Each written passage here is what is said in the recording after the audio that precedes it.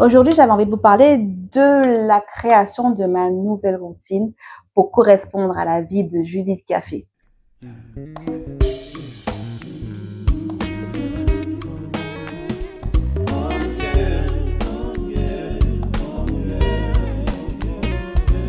Coucou tout le monde, j'espère que vous allez bien. Ici Mademoiselle Café et bienvenue sur ma chaîne.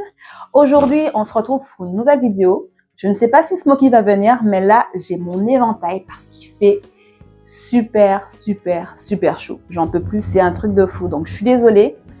J'aurais les cheveux au vent comme ça là, mais il fait vraiment chaud. J'espère qu'au niveau du bruit, ça ne va pas trop vous gêner. Mais franchement, si je n'ai pas mon éventail, je pense que je ne serai pas en mesure de vous faire cette vidéo, tout simplement. Allez, c'est dit, commençons. Une routine, c'est une habitude, une façon de penser ou d'agir qui est devenue automatique, voire mécanique. Alors, c'est une définition qui est un petit peu brute, facile, mais qui nous explique un peu pourquoi, je pense, il est si difficile de se reprogrammer. On va commencer par le début.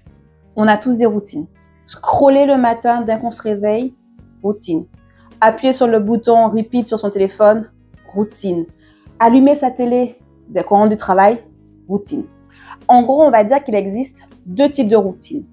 Les bonnes, celles qui correspondent à des routines qui sont choisies et qui correspondent à la personne qu'on veut être, et des routines qui sont subies. Alors déjà, qu'est-ce qu'une bonne routine?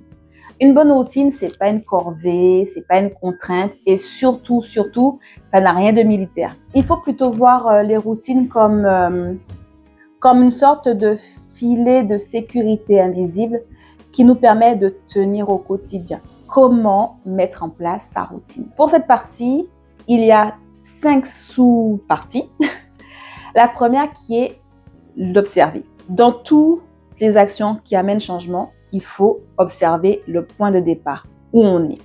Et c'est ce que j'ai fait pour ma routine du matin, pour ma routine du soir et pour ma routine du week-end. Je me suis rendu compte que le matin, je me réveillais relativement tôt, vers 5h30, 6h, et que la première chose que je faisais, c'est de prendre mon téléphone et de scroller pendant grosso modo 1h, 1h30. Ce qui nous amène à 7h du matin, 7h05 du matin. Et là, j'ai une petite alarme qui me dit non, Gladys, il faut vraiment que tu te dépêches, tu vas être en retard, sors du lit. Et là, je sors du lit en trombe, prends mes vêtements, je file à la douche. Là, je prends quand même un petit peu de temps pour me réveiller, vous savez, comme ça. Ensuite, je me crève, je mets mon déo, je mets mon parfum, je m'habille. Ensuite, je vais à la cuisine, je vais récupérer ma lunchbox que j'aurais faite dans les 3/4 du temps, en même temps que je fais mon petit déjeuner, qui sera souvent juste du lait des céréales ou un thé que je vais avaler comme. Je vais me brosser les dents, je vérifie que tout est ok, je prends mon sac, je fais un dernier petit câlin à Smokey et ensuite, je m'en vais. Généralement, quand j'arrive dans ma voiture, il est, dans les meilleurs des cas, il est 7h38. Dans le pire, 7h45. Sachant qu'il me faut une demi-heure pour aller au travail, autant vous dire que je sais déjà que je ne serai pas à l'heure. Ensuite, la routine du soir. Là, c'est différent. Je n'ai pas vraiment d'heure pour quitter le boulot, mais en général, je passe un appel une fois que je suis dans la voiture. Une fois que j'arrive chez moi, je me gare, j'enlève ma ceinture et je prends mon téléphone. Oui, encore lui. Et là encore, je reste à scroller pendant une demi-heure, 45 minutes, voire 1 heure, jusqu'à ce que je me dise, là, ça commence à être un peu suspect, Gladys, tu devrais rentrer chez toi et voilà, sors de la rue, quoi. T'as une maison, t'as un chat dont tu dois t'occuper quand même. Donc, je rentre et je me pose mon sac, toujours au même endroit. Je vais dans mon canapé, toujours au même endroit. Je prends mon téléphone et je scrolle. C'est ça, encore. Jusqu'à ce que mon téléphone me dise il est 21h45, c'est l'heure d'aller vous coucher. Et là, je me réalise que je n'ai rien fait de ma soirée, rien fait pour moi, rien fait pour mon appart, rien fait pour le chat. Je vais vite préparer mon repas du midi, je vais me préparer à me coucher, je mets mon bonnet de nuit, je vais dans mon lit et je prends mon téléphone pour scroller. C'est ça, vous suivez, jusqu'à ce que je m'endorme. Pour la routine du week-end, j'ai pas vraiment d'heure pour me réveiller le matin. Ça dépend de si c'est le printemps, l'été, l'automne ou l'hiver. Je suis assez casanière comme personne. Un peu moins depuis que je suis à Nîmes, mais quand même.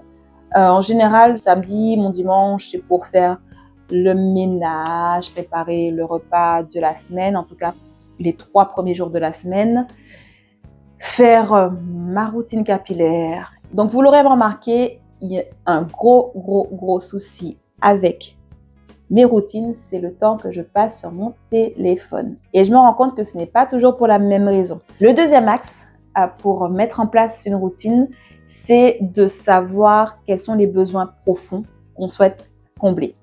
Pour moi, c'est clair. J'ai besoin d'ancrage pour ralentir un petit peu le rythme. J'ai besoin de stabilité émotionnelle et j'ai besoin de pouvoir intégrer mes buts dans mon quotidien.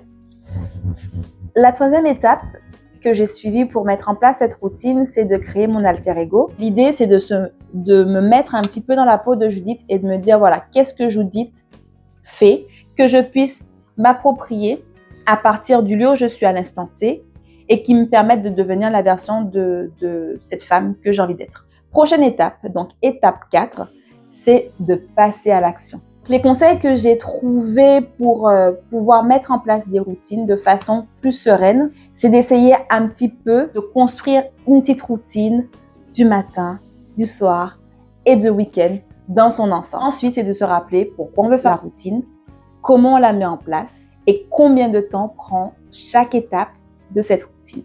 La 5e étape, c'est d'observer, d'affiner et d'ajuster sa nouvelle routine. Eh ben oui, une vidéo sans Smoky.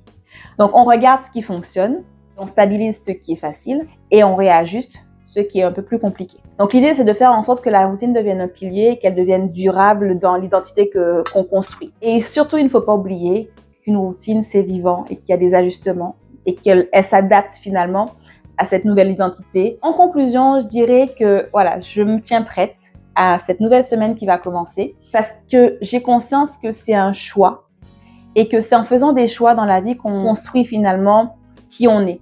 Je pense aussi qu'il va me falloir de la discipline, mais pas une discipline militaire en disant il faut faire ça comme ça, si tu l'as pas fait, tout est déstabilisé, mais une discipline qui me permette d'avoir un bouton on-off sur lequel je puisse appuyer lorsque la petite voix dans ma tête va me dire « Oh, j'ai pas envie d'y aller ». Voilà, c'est tout pour moi. J'espère que cette vidéo vous aura plu et que mon petit éventail ne vous aura pas trop dérangé. Il était vraiment indispensable.